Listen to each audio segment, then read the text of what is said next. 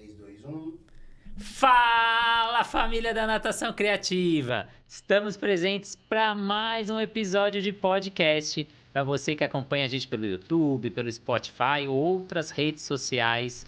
E quero agradecer muito aos nossos parceiros que fazem esse sonho virar realidade. Academia CPN, com metodologia própria, mais de 30 anos aí com 9 unidades aí por São Paulo. O aplicativo de Swim Track para você fazer o monitoramento do seu aluno, fazer filmagens, mandar para os pais, fazer chamada, fazer avaliações pedagógicas, aeróbicas. A plataforma de cursos Educar, com mais de 200 cursos para você da área da saúde. A gente tem um grande instituto aquático levando conhecimento da natação através das redes sociais. E a Flote levando os materiais de natação para a sua piscina para te auxiliar no seu trabalho. E hoje eu tenho aqui na minha frente Thiago Ferreira. Muitas vezes falam que para você evoluir na carreira você tem que estar ao lado dos melhores. Eu tenho muito orgulho de fazer vários projetos com o Thiago e eu queria te agradecer muito pela presença e por diversos projetos que você faz com a natação criativa, Thiago. O agradecimento é todo meu, Renato. Acho que a gente se conhece há muito tempo. Realizamos projetos juntos, vamos realizar outros projetos juntos e eu que agradeço o convite. E queria que você falasse aí para o nosso público que está do outro lado, quem é o Thiago Ferreira, para quem não conhece, é o mais famoso peixe, começou ali na academia dentro d'água e depois virou professor dessa academia, Isso. Foi aluno da FMU, virou coordenador da FMU, conta um pouquinho aí da sua história. Eu comecei como profissional, fiz, né, a Faculdade de Educação Física, né? E comecei como profissional realmente professor numa academia chamada Dentro d'Água. Uma academia famosa há uns anos atrás, que tinha uma equipe de competição muito forte.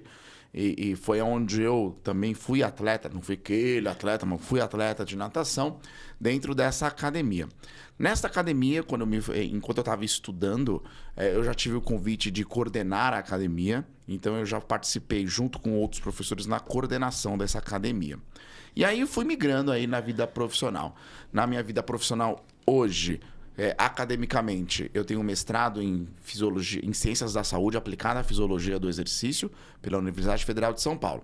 E aí eu trabalho com muito orgulho na mesma faculdade da qual eu me formei, que é na FMU. Fui professor lá, depois fui coordenador adjunto e hoje eu sou o coordenador do curso. Estou dentro da academia ou da rede nacional Bodytech de academias. Lá eu exerço uma função que é chamada de Master Trainer. O que é esse Master Trainer?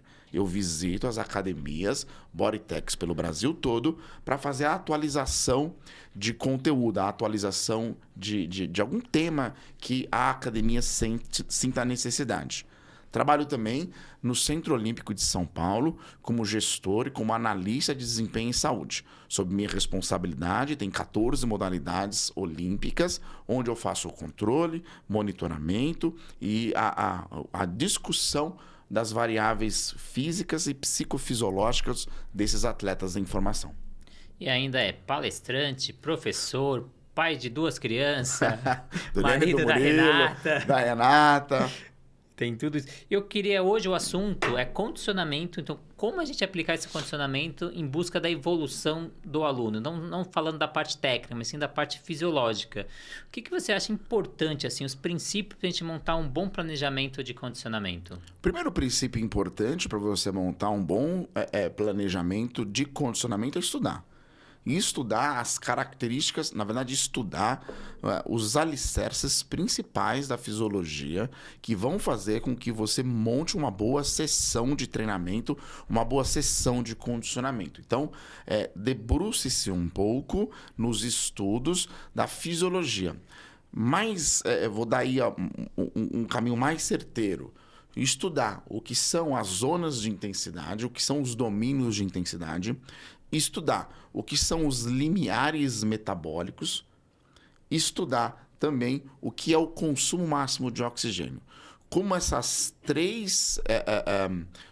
três fatores vão te ajudar a montar uma boa aula, uma boa programação na aula de condicionamento. Mas isso é um dos fatores, fora as outras que a gente podia ficar horas aqui falando.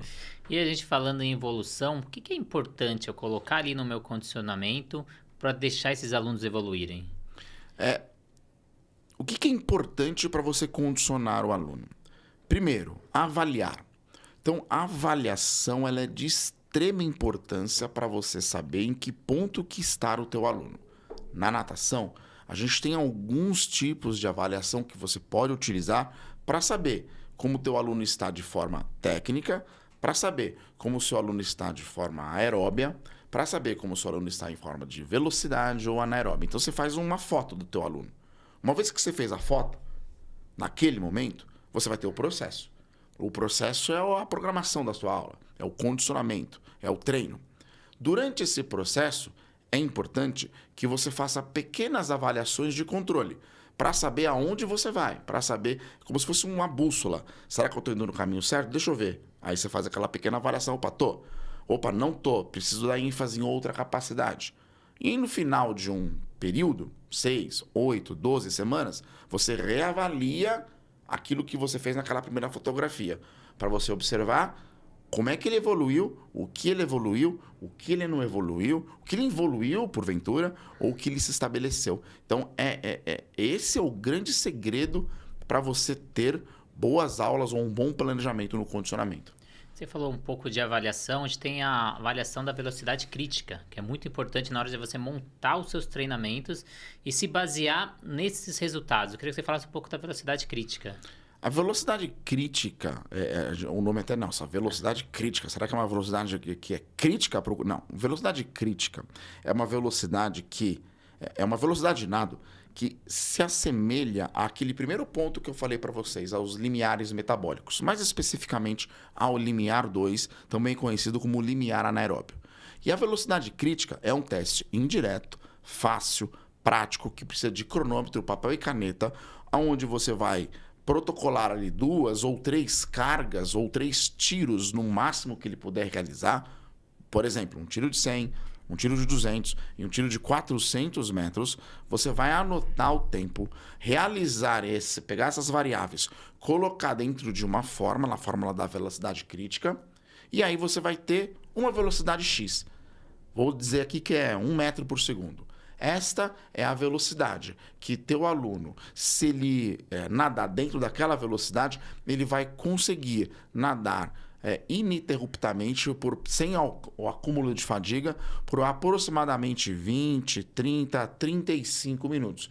Que é a mesma coisa que o limiar 2 ou o limiar anaeróbio. Óbvio que você não vai prescrever, vamos lá pessoal, vamos nadar a 1 metro por segundo. Não, dependendo do tamanho da sua piscina, você consegue transformar, se você tem metro, se você tem segundos, você consegue transformar isso em tempo. Tá? Então, você vai fazer uma série, digamos que a piscina tem 25 metros, 10 de 100 para 1 minuto e 30.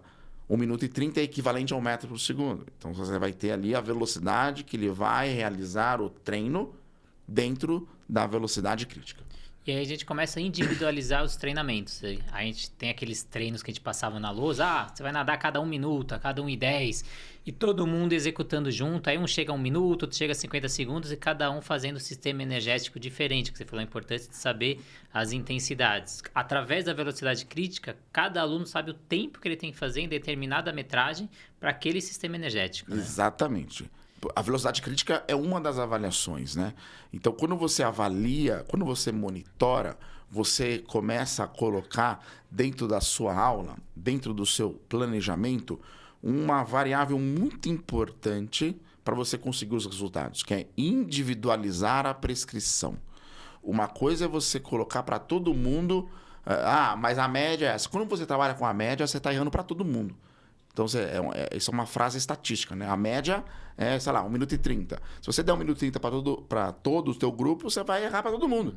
Então, essa é uma média.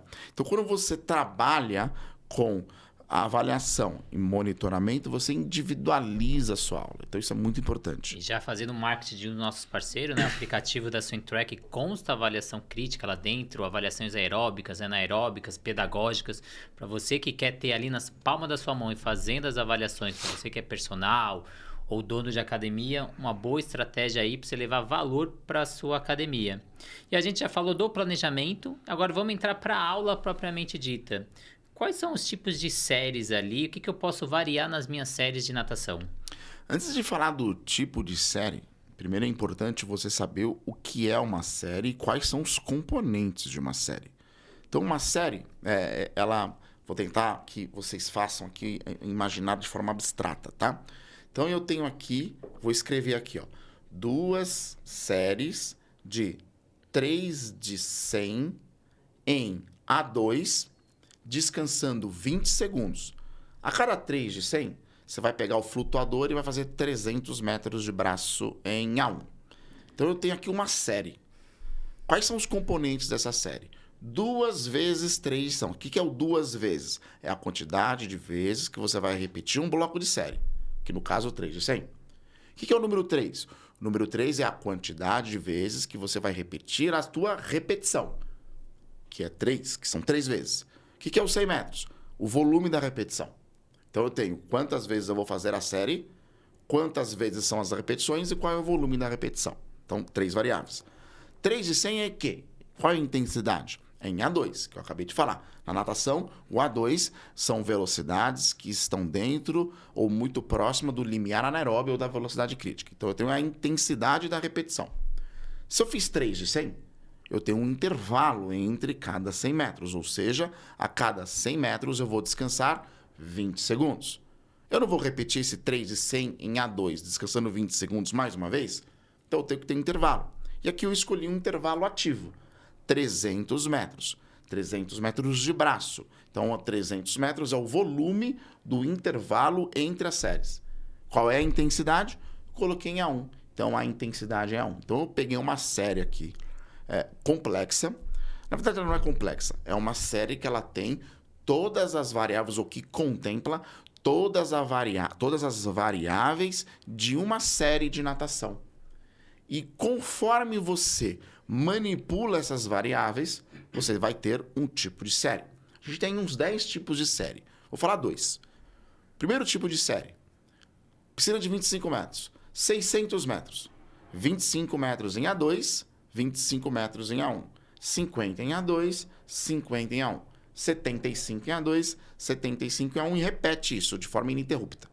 Isso vai dar 600 metros. O que eu fiz? Peguei uma série, uma metragem contínua e pedi para o meu aluno variar as velocidades dentro dessa repetição contínua. Esse tipo de série é chamado de fartlek. Um outro tipo de série que vocês podem utilizar. 8 séries de 75 metros na intensidade em A2. Só que nesses 8 de 75 metros, vocês vão descansar nos 4 primeiros 30 segundos. Nos outros 4, 20 segundos.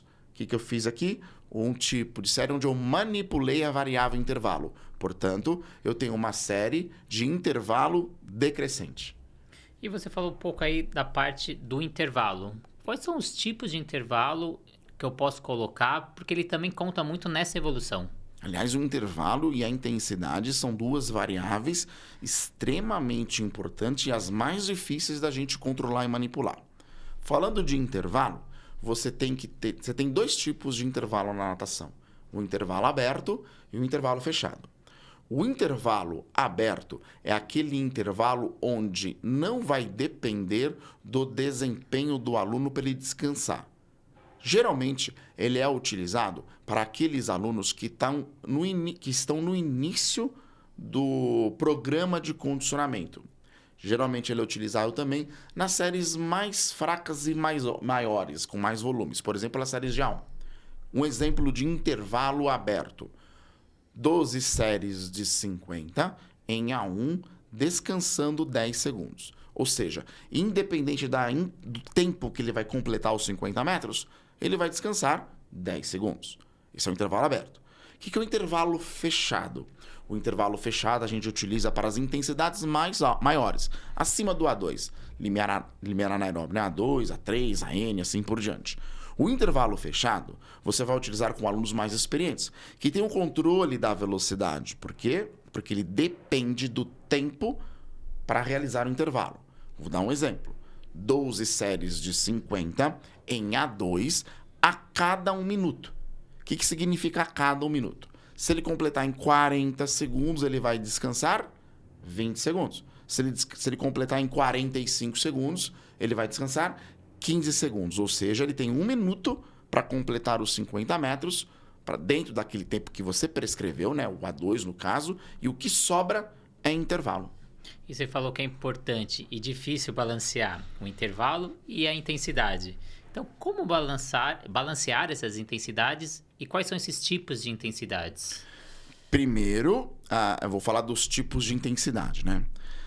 Como todos os esportes, se você pegar a corrida, a natação, o futebol, eles têm os jargões, né? Eles têm as nomenclaturas próprias. E a natação não é diferente. A natação também tem. Dentro da natação, a gente classifica as intensidades dentro do Brasil nas seguintes nomenclaturas: A1, A2, A3, AN e AA. Onde A1, A2 e A3, nós estamos falando de intensidades predominantemente aeróbias. AN, nós estamos falando de intensidade predominantemente anaeróbias. E AA, velocidades predominantemente anaeróbias, porém aláticas. Então, essas são as nomenclaturas e essas são as intensidades da natação. Para eu saber manipular isso, eu preciso avaliar. Como é que eu vou saber qual é o A3 do meu aluno? Como é que eu vou saber qual é o AN do seu aluno? Para isso, você vai utilizar as avaliações que nós temos na literatura para predizer as intensidades ou as velocidades para cada zona de intensidade. Você pode utilizar tanto ferramentas como o tempo, com uma ferramenta muito simples, mas muito robusta cientificamente, que é a percepção de esforço. Então, pela percepção de esforço, você consegue também diferenciar as diferentes nomenclaturas, tanto da natação, quanto na corrida, quanto na bike e assim por diante. Então, essa é uma forma de você manipular um intervalo, que eu falei aqui em 3 minutos, mas é extremamente difícil. Intervalo não, desculpa, a intensidade. O intervalo, ele está linkado diretamente com a intensidade. Então, quanto maior, e ele é inversamente proporcional. Quanto maior a intensidade, ele ele é diretamente proporcional. Quanto maior a intensidade, maior o intervalo. Quanto menor a intensidade, menor o intervalo.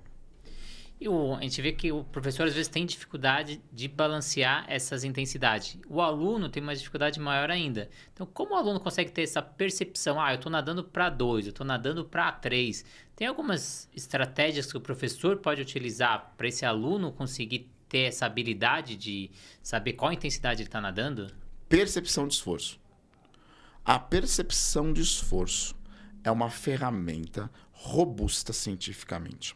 É uma ferramenta que ela tem muita clareza para o teu aluno e ela é tão robusta quanto a própria frequência cardíaca. Aliás, ela chega a ser, em alguns momentos, quando bem utilizada, mais assertiva que a frequência cardíaca, porque ela é uma variável psicofisiológica, ou seja, ela integra sinais da periferia, sinais centrais, que quando interpretados pelo sistema nervoso me geram um número, me gera uma sensação de cansaço que o meu aluno traduz em número. Ou seja, eu não estou simplesmente falando para ele ir como ele sente. Se ele tiver no dia anterior, ter dormido mal, brigado com alguém, ou um dia de trabalho muito estressante, isso interfere na percepção de esforço dele, que vai interferir na intensidade dele. Então, a percepção de esforço é uma ferramenta muito simples e muito eficaz para você direcionar as intensidades. Então, e aos pouquinhos experimentando com o aluno. Então, é legal você utilizar algumas estratégias do tipo, vamos fazer aqui, 4 repetições de 120 metros na percepção de esforço de 0 a 10. 4, para que você pegue o tempo, para que você associe o que é o 4 de percepção de esforço para o tempo que ele faz. E quando a gente está fazendo isso, nós estamos falando das séries de A1, por exemplo. E aí você vai manipulando isso ao longo do tempo. E a gente tem uma crença que aos poucos vem diminuindo na natação, que quanto mais, melhor. Então eu preciso fazer grandes metragens, quanto mais metragem eu fizer, melhor eu estou nadando. Então tem aquele aluno que vai para a piscina, eu preciso nadar 2.000 metros. Se eu nadei 1.800, o treino hoje não foi bom. Então eu queria até ajudar os nadadores que estão aí do outro lado, que você falasse um pouco que às vezes ele sempre nadar a mesma intensidade, a mesma metragem, às vezes ele não está tendo melhora, está tendo até piora. Como a gente já comentou em outras entrevistas, o equilíbrio é super importante, né? Então, não adianta você sempre querer nadar mais E não adianta você sempre querer nadar a mesma coisa para a mesma intensidade. Então tudo tem que ser muito bem equilibrado. Funciona mais ou menos dessa forma. Tudo que o teu corpo faz com o exercício, ele sofre um princípio chamado princípio da adaptação. Você se adapta. Vou dar um exemplo fácil aqui, que é a musculação. Eu tô aqui com esse músculo bíceps e tríceps aqui bem fraco, tá? Por quê? Porque eu não faço musculação para o braço. Beleza? Aí eu começo a fazer musculação pro braço, eu tô fazendo aqui a rosca direta. O meu músculo sinaliza para todos os meus órgãos o seguinte: opa, o cara tá levantando mais peso, eu preciso mais força, eu preciso me adaptar. Eu preciso fazer com que esse estresse que ele está me impondo, que no caso é a musculação, fique em equilíbrio. Meu corpo sempre vai procurar o equilíbrio. Então o que ele faz? Através de alguns processos fisiológicos eu tenho a hipertrofia. Por quê? Porque antes eu não levantava nada. Agora eu estou levantando o copo e para eu levantar o copo eu preciso de mais força. Então meu corpo é muito inteligente e ele aumenta a massa muscular. Então aí aumentei. Agora, se eu continuar sempre levantando esse mesmo peso, o que vai acontecer? Meu músculo vai estar sempre em equilíbrio. E eu não vou melhorar, eu vou estagnar. E pode ser até, em alguns casos, que eu destreine, porque eu não tive adaptação.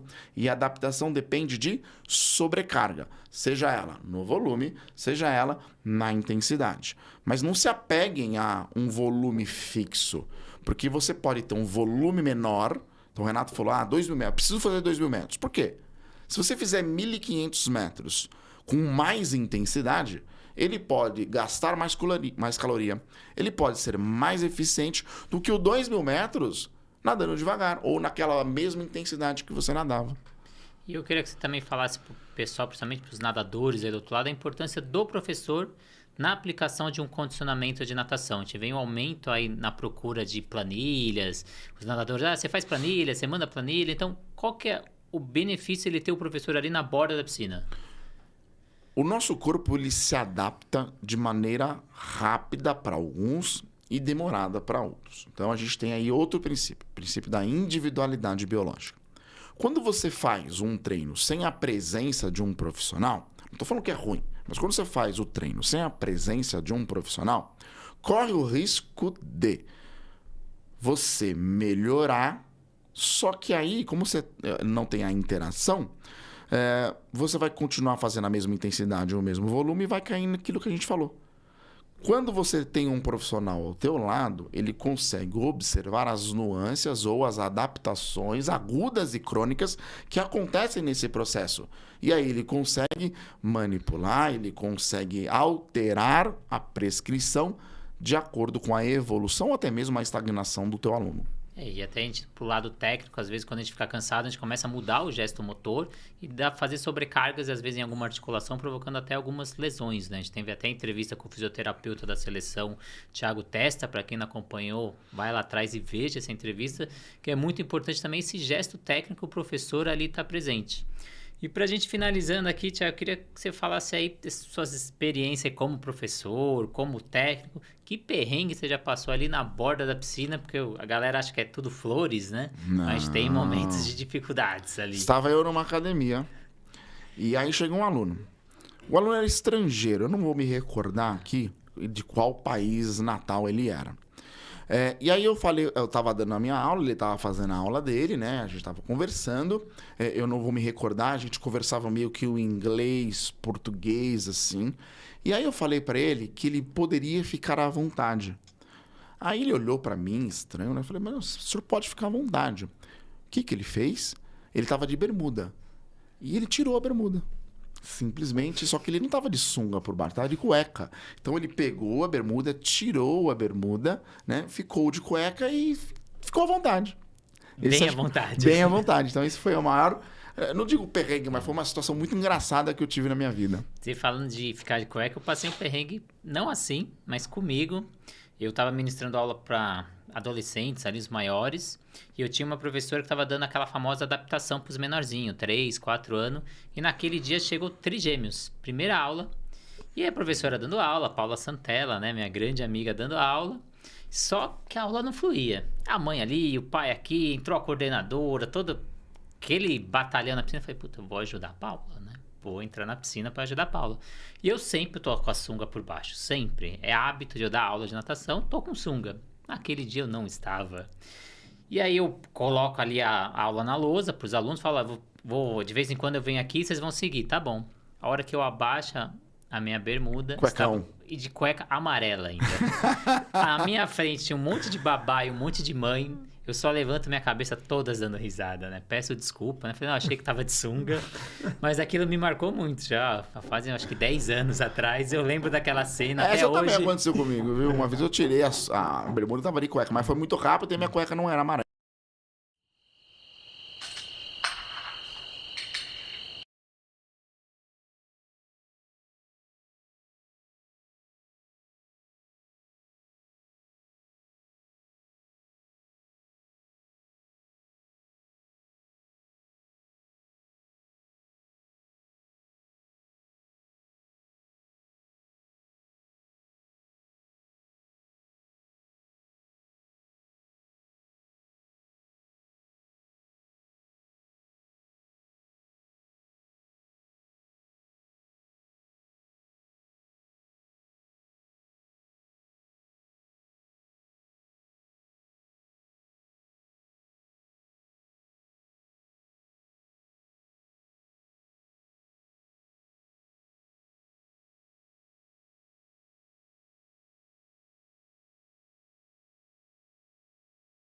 Thiago, para a gente caminhar aqui para o final, eu queria que você deixasse aí suas redes sociais para o nosso público, para quem quer conhecer um pouco mais sobre o Thiago, onde achar nas redes sociais.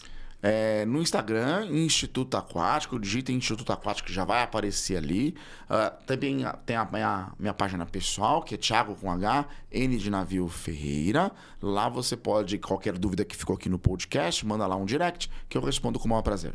E eu já quero deixar um convite aí para uma próxima entrevista. A gente falou sobre condicionamento. Outro ponto importante para a gente ter essas evoluções são os educativos. Queria fazer uma entrevista aí só a gente falar sobre os educativos, que é muito presente nas aulas de natação. Convite mais do que aceito. Queria agradecer muito aos nossos parceiros aí, Academia CPN, Plataforma Educar, aplicativo de natação da Swim Track, hoje aqui o grande parceiro Instituto Aquático, que estão em vários eventos aí com a natação criativa, e a FLOT. E eu agradecer também você que está aí, seja fazendo almoço, seja no trânsito, seja no ônibus, onde você esteja ouvindo a gente, quero agradecer muito. Sigam as redes sociais aí do Instituto Aquático, sigam o YouTube da Natação Criativa para auxiliar na busca de novos parceiros e a gente fortalecer esse projeto de levar conteúdo para você de forma gratuita. E até a próxima entrevista e te convidando o Thiagão aí para a próxima para a gente falar de mais uma aí, Thiagão. Um grande abraço a todos, tenham um ótimo dia, ou noite, ou manhã. Tenham um ótimo dia e até mais. E até a próxima entrevista.